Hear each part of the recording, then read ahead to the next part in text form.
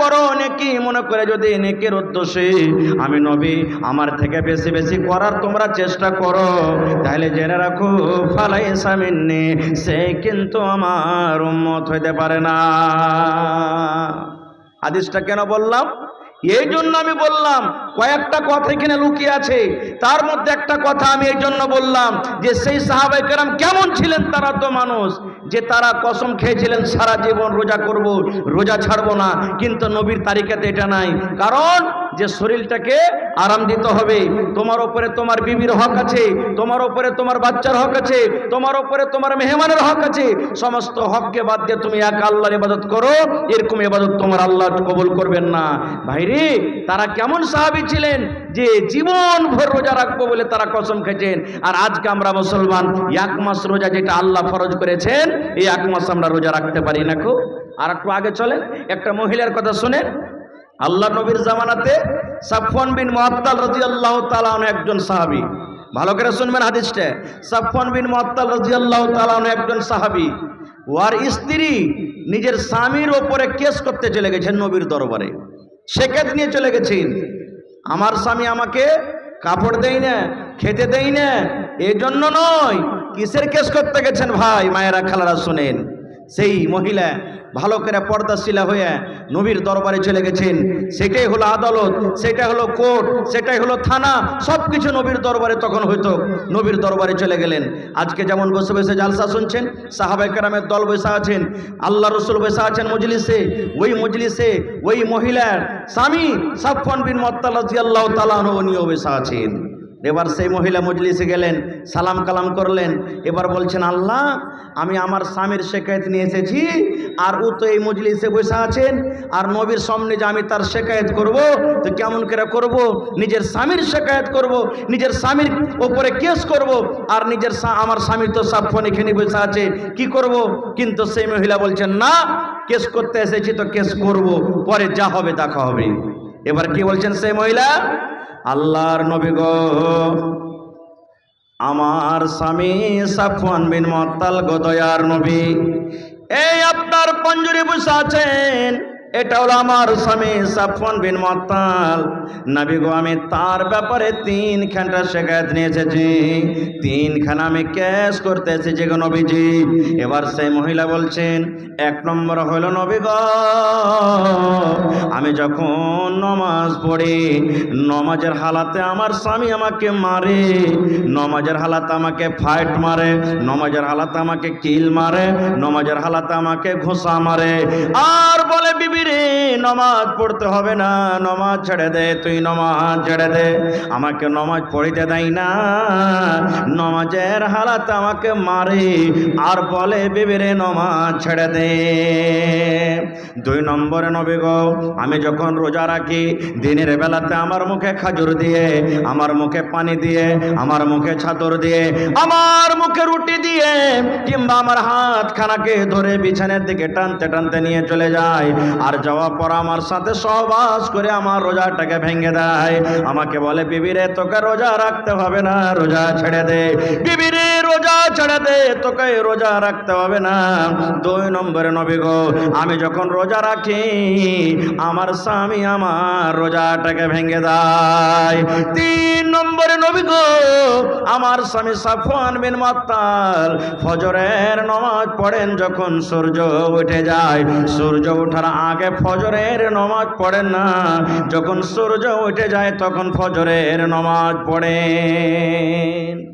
1 নম্বর, নবীজি, আমার স্বামী আমাকে নামাজের হালাতে মারে। 2 নম্বর, আমি রোজা করে থাকলে আমার রোজাটাকে ভেঙে দেয়।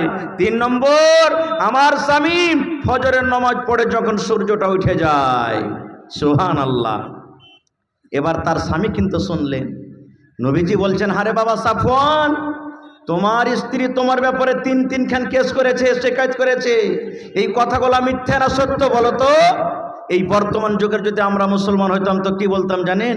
চোখ মুখকে লাল করে, দাঁত কটাকে একবারে কড়মড় কড়মড় করে বলতাম, হলে বেটি হলে, তোকে খেতে দিচ্ছি, পিঞ্জে দিচ্ছি, কাপড় দিচ্ছি, আর তুই আমার শিকায়ত করতেছিস, চল তোকে বাড়িতে যা দেখাচ্ছি।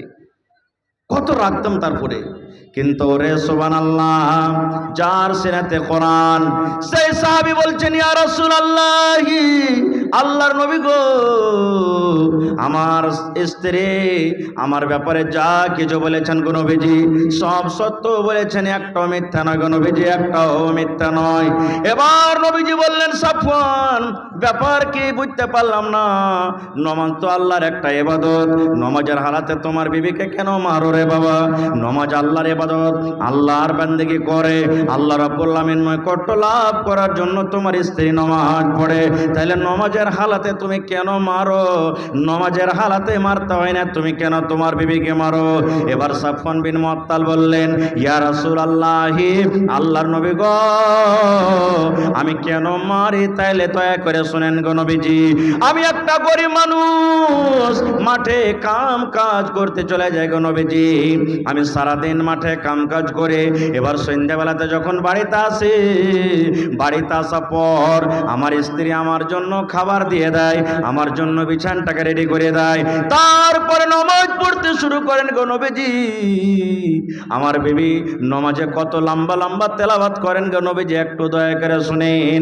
কোরআনের মধ্যে সব থেকে যেগুলো বড় বড় সূরা, কোরআনের মধ্যে সব থেকে যেগুলো বড় বড় সূরা এক এক রেখাতে দুই দুইটা করে তিলাওয়াত করেন। কোরআনের মধ্যে সব থেকে বড় বাকারা সূরা, আলে ইমরান সূরা, সূরা মায়েদা, সূরা নিসা, এগুলা কোরআনের মধ্যে সব থেকে বড় বড় সূরা গো নবীজি। আল্লাহর নবী গো দুইটা সূরাতে 4 পারা কিংবা 4.5 পারা করে কোরআন হয়ে যায়। নবী গো এক রাকাত নামাজ পড়তে গেলে 4 পারা কিংবা 4.5 পারা কোরআন তেলাওয়াত করেন। এবার আপনি বলেন, এক রাকাত নামাজ পড়তে যায় যদি 4 পারা 4.5 পারা কোরআন তেলাওয়াত হয়, তাহলে 4 রাকাত নামাজ পড়তে কত সময় লাগতে পারে? কোনদিন রাত 3টা হয়ে যায়, কোনদিন রাত 4টা হয়ে যায়, কোনদিন মুয়াজ্জিন সাহেব আসসালাতু খায়রুম মিনান নাওম, ফজরের আজান পর্যন্ত দিয়ে দেয়। এবার নবী গো আপনি জানেন আমি একটা গরিব মানুষ, বিছানায় আমার ঘুম আসে না, বিছানায় আমার সারা দিনের আমি খাস্তানা মানুষ, ক্লান্ত হয়ে থাকি, আমার বিছানায় কিন্তু ঘুম আসে না। আমি অপেক্ষা করি বিবি রে, নমাজ তুমি ছেড়ে দাও, নমাজটাকে তুমি ছোট্ট করে পড়ো রে বিবি, আমার বিছানায় তুমি একটু আইসো, আমার পাঞ্জরে তুমি একটু ঘুমাও, আমার মাথাটা তুমি একটু দাবিয়ে দাও, গা হাতে একটু তেল দিয়ে দাও। কিন্তু আমার বেবি আমার কথা শুনি না, লম্বা লম্বা করে তেলাওয়াত করে করে নমাজ পড়ে গো নবীজি। একদিন বোঝালাম, 2 দিন বোঝালাম, 3 দিন 4 দিন বোঝালাম, যখন আমার কথা না মানে না বুঝে, তখন আমি নমাজের হালাতে তাকে মারি আর বলে, বিবিরে নমাজ ছেড়ে দেয়, তোকে নমাজ পড়তে হবে না। নারে তাকবীর! ভাইরে, এই যে 2 দিন পর তারাবি নামাজ পড়তে হবে, যদি শুধু ইমাম সাহেব একটুখানি লম্বা করে দেয়, তারপরের দিন কত লোক তো নামাজি পড়তে আসবে না, আর যে কটা আসবে তখন কি বলবে, মৌলভী সাহেব তোমার হুঁশ বুদ্ধি নেই জি, একটু ছোট করে সূরাগুলা পড়িতে পারো না, এত লম্বা লম্বা কি তেলাওয়াত করে? এ ভাই মুসলমান, কেমন মহিলা ছিলেন, এক রাকাত নামাজ পড়তে গিয়ে 4 পারা কোরআন তেলাওয়াত করছেন, সুবহানাল্লাহ। এ আমার ভাইয়েরা, তাহলে বুঝে থাকেন, একটা মহিলা যদি এক রাকাত নামাজ পড়তে যে 4 পারা তেলাওয়াত করেন, তাহলে তার কোরআন কত মুখস্থ ছিল জি ভাই। এবার দয়ার নবীজি ফতোয়া জারি করে দিলেন, ও মহিলার দল, তোমরা যখন নামাজ পড়বে, তোমার স্বামীরা যখন বাড়িতে থাকবে, তখন লম্বা লম্বা করে তোমাদেরকে তেলাওয়াত করতে হবে না, লম্বা লম্বা করে তোমাদেরকে সূরা পড়তে হবে না, ছোট্ট ছোট্ট সূরা পড়ে তোমরা নামাজ পড়ে নাও। সূরা 3 পড়ো, সূরা জোহা পড়ো, ও সূরা তরিক পড়ো, সূরা গাশিয়া পড়ো। এই করে করে নবী বললেন, ছোট্ট ছোট্ট সূরা পড়ে তোমরা নামাজ পড়ো, কারণ তোমাদের স্বামী বিছানাতে আছে, তাড়াতাড়ি করে নামাজ পড়ে তোমরা স্বামীর বিছানায় চলে যাও।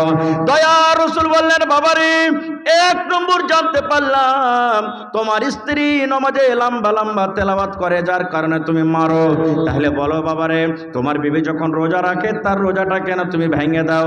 রোজা তো ভাঙতে হয় না, রোজা কেন তার ভেঙে দাও, তুমি একটু দয়া করে বলো। এবার সাফওয়ান বিন মুআত্তাল সে সাহাবী বলছেন, নবী গো কেন আমি রোজাটাকে ভাঙি? তাইলে শুনেন, আমি একটা গরিব মানুষ, সারাদিন মাঠে কামে কাজে চলে যাই, যেই দিন আমি কাজ করি সেই দিন আমার বিবি রোজা রাখে, আমার কোনো আসে না যাই না।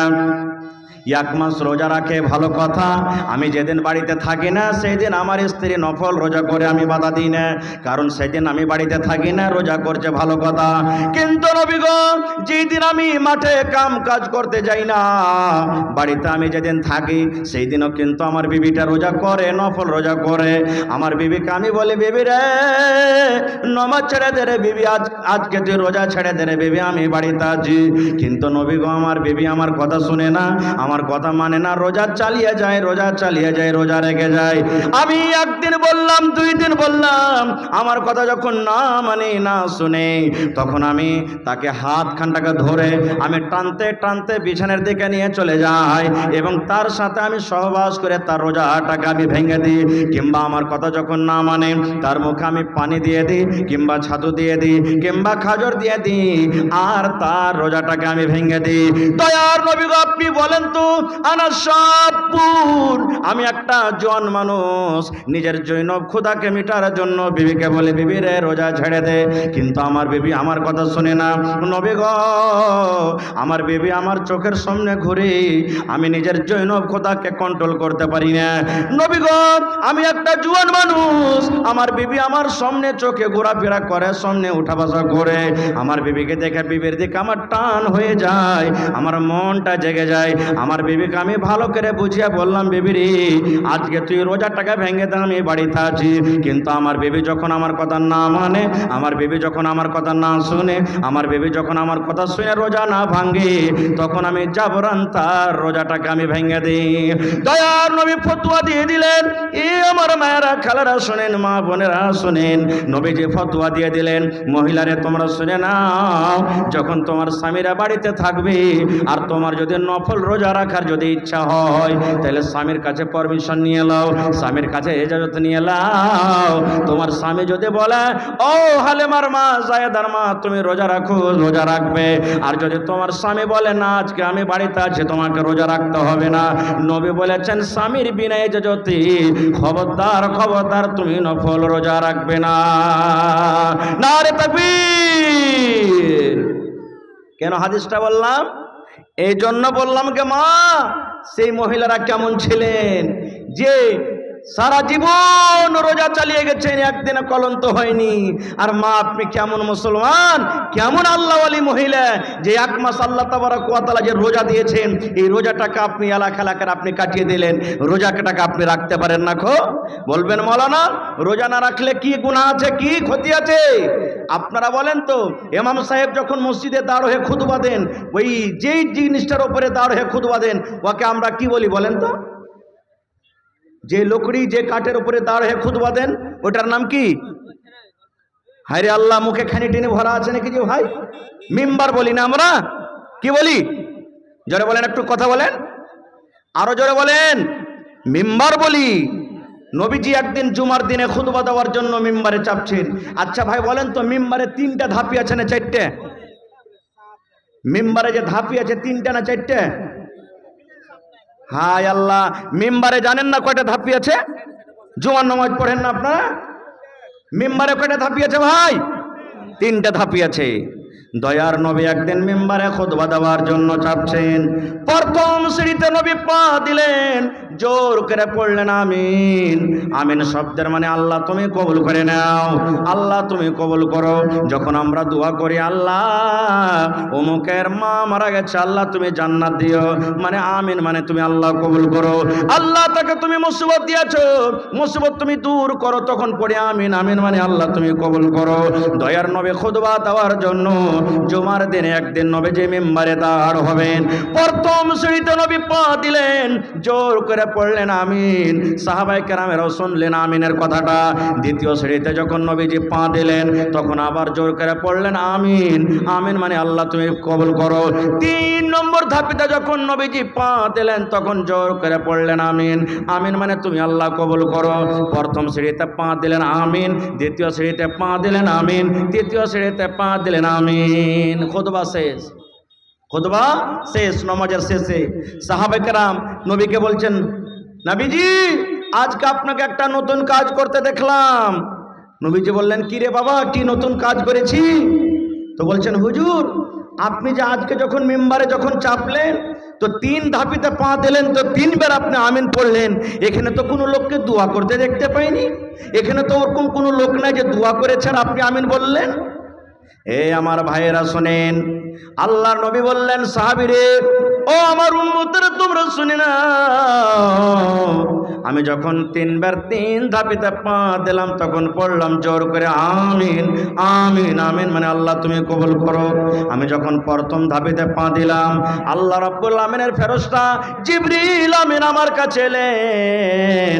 আসার পর আমাকে কানে কানে বললেন, ইয়া রাসূলুল্লাহ, আপনি আপনার উম্মতকে জানিয়ে দেন, আপনি আপনার উম্মতকে বলে দেন, যারা রমজান মাস পাবে, রোজার মাস পাবে, রোজার মাস পেয়ে রোজা রাখলো না, তেলাওয়াত করলো না, তারাবে পড়লো না, জিকির আজকার করলো না, দান খায়রাত করলো না, ভালো আমল করলো না, রমজান মাসটাকে হিলা খেলাতে কাটিয়ে দিল, নিজের জীবনের গুনাহকে মাফ করতে পারলো না, রোজা রেখে নিজের জীবনের গুনাহকে মাফ করতে পারলো না, ওই লোকটা যেন হালাক হয়ে যায়, লোকটা যেন বরবাদ হয়ে যায়, লোকটা যেন ধ্বংস হয়ে যায়।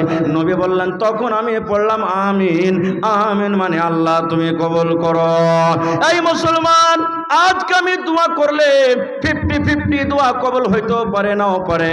আমার মাওলানা দোয়া করবেন আপনার জন্য, 50-50 দোয়া কবুল হইতো পারে, নাও পারে, কিন্তু নবীজি যার জন্য দোয়া করে দিলেন এবং আল্লাহর ফেরেশতারা দোয়া করলেন, তাদের দোয়া কিন্তু রদ হবে না।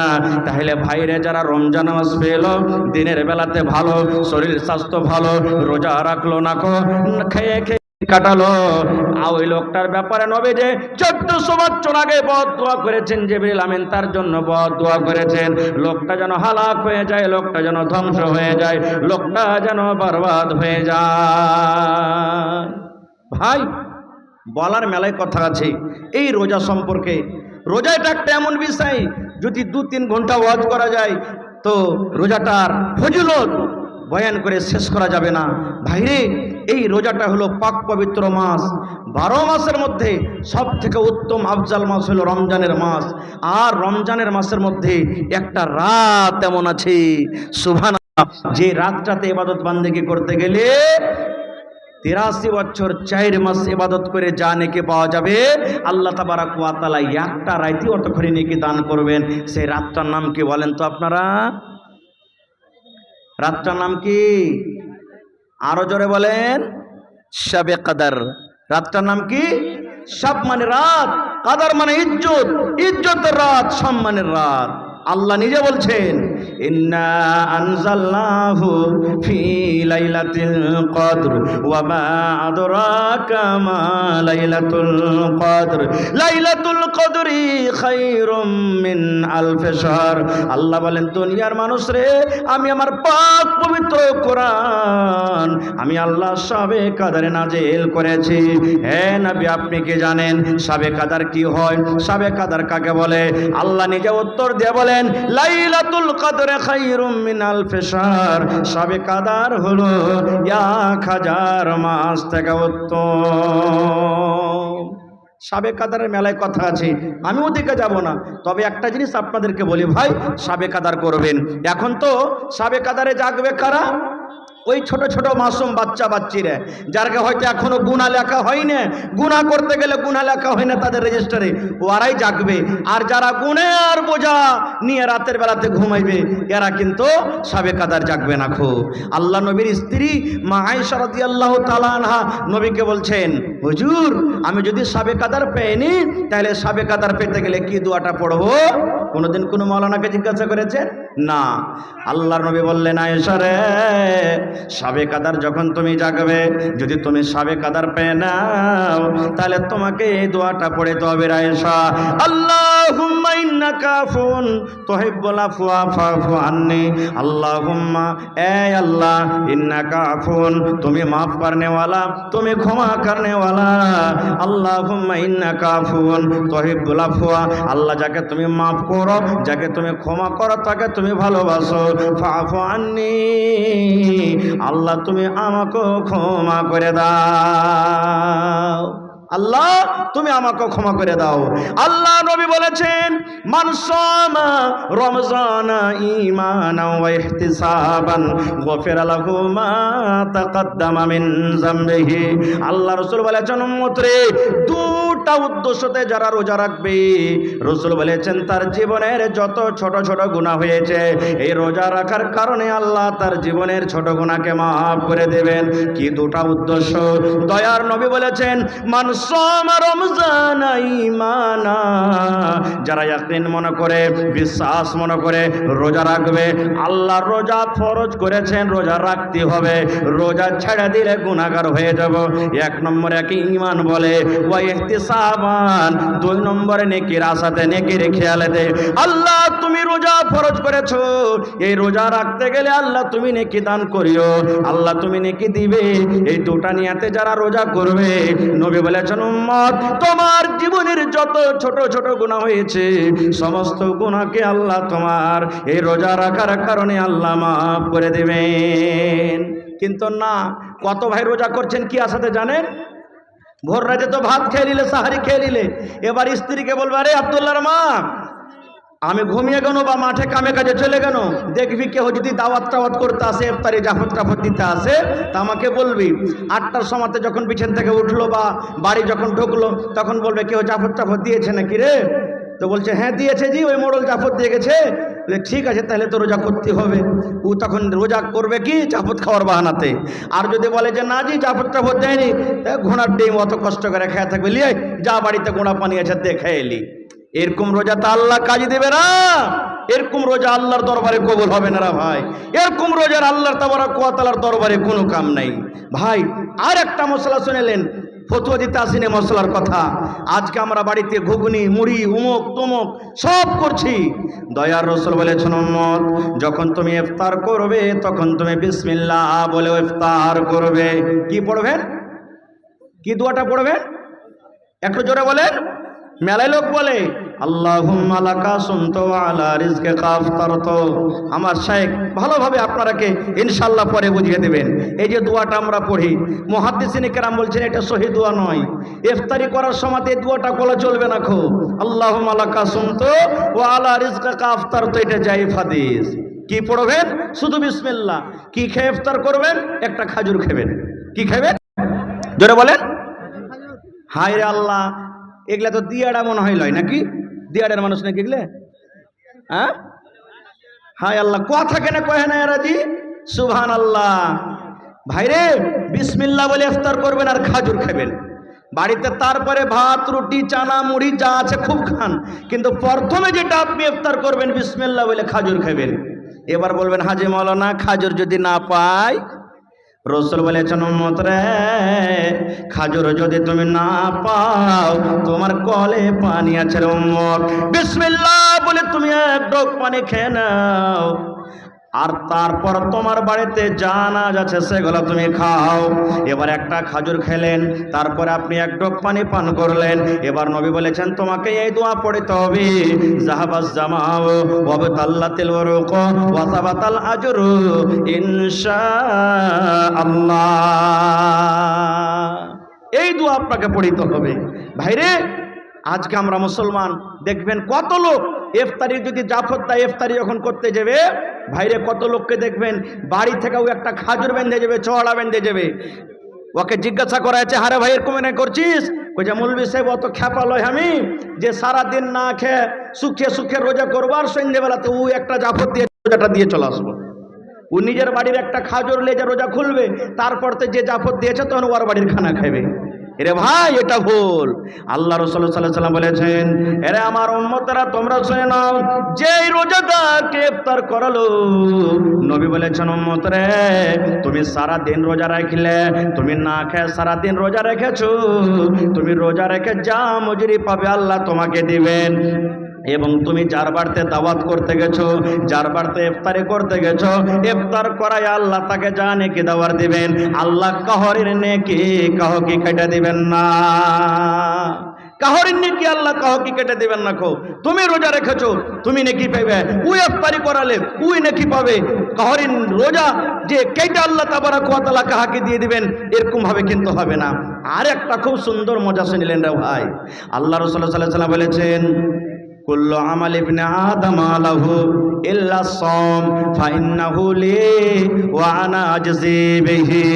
আল্লাহ নবী বলেছেন, উম্মত আদম সন্তানের যত জীবনে নেকি আছে সমস্ত নেকি কে দেয়? ফেরেশতারা দেয়।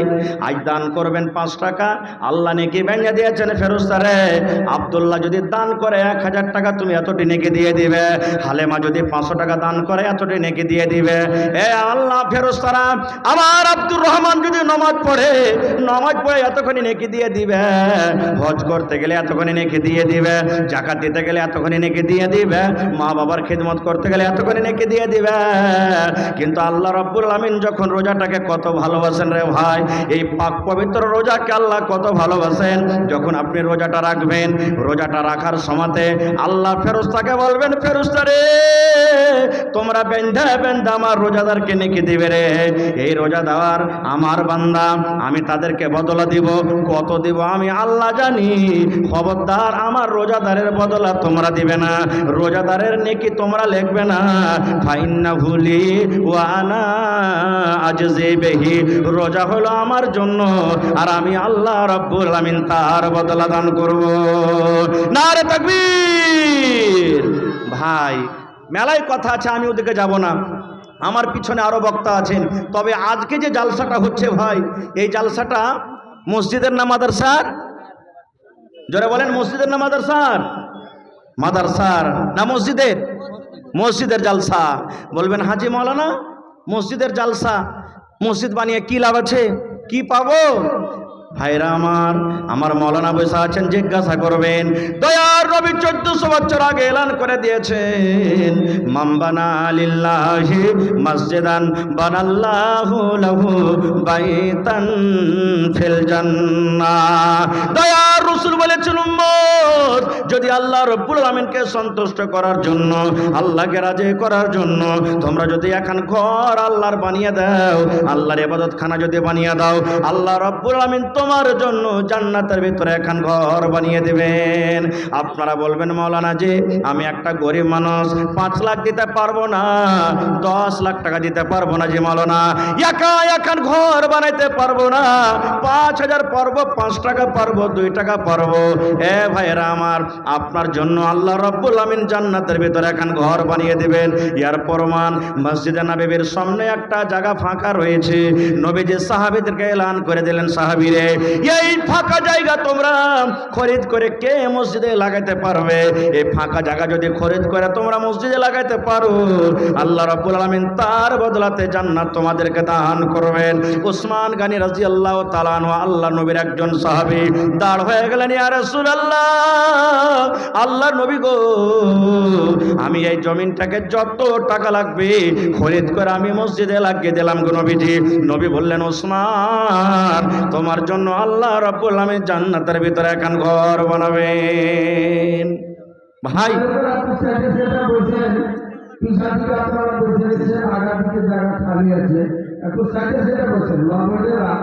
আপনাদের কাছে অনুরোধ যে আপনারা একটু আগে বেড়ায় সাইডে বসে পিছাদিকে আলোর বসার জায়গা।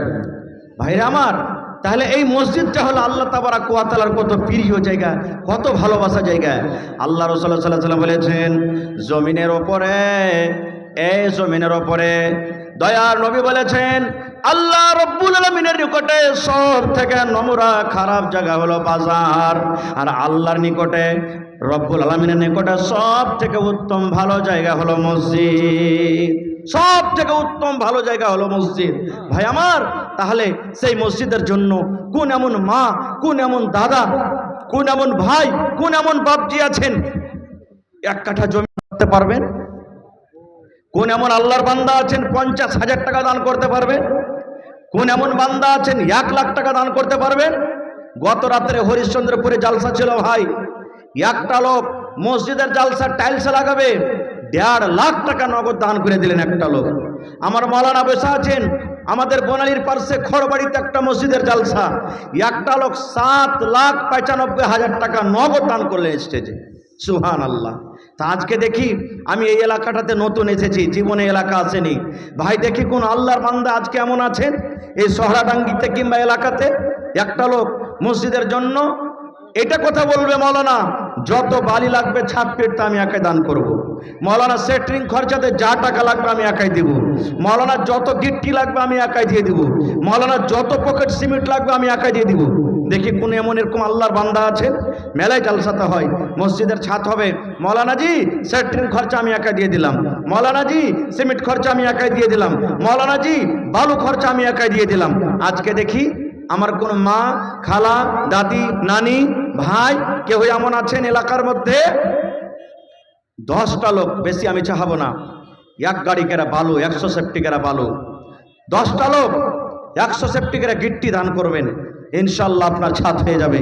10টা লোক 1 কুইন্টাল কালের রড দান করবেন এবং 100টা বোরা, কেউ 2 বোরা, কেউ 5 বোরা, কেউ 10 বোরা এরকম করে করে সিমেন্ট দান করবেন। দেখি কোন আল্লাহর বান্দা আছেন, একটা লোক আসেন তো, এক গাড়ি বালুর দাম সর্বপ্রথম 5,000 টাকা কেউ দান করবেন। দেখি কোন আল্লাহর বান্দা আছেন এক গাড়ি গিট্টির দাম 7,000 টাকা দান করবেন।